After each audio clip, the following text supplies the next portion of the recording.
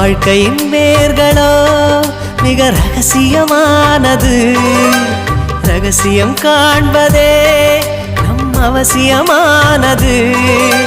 தேடல் உள்ள உயிர்களுக்கே தினமும் பசி இருக்கும்.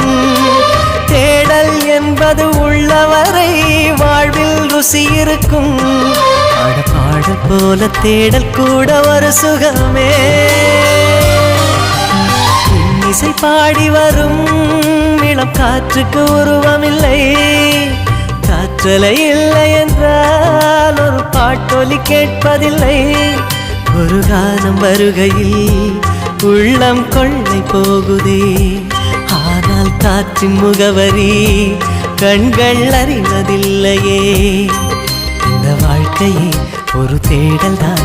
அதை தேடி தேடி தேடும் மனது தொலைகிறதே.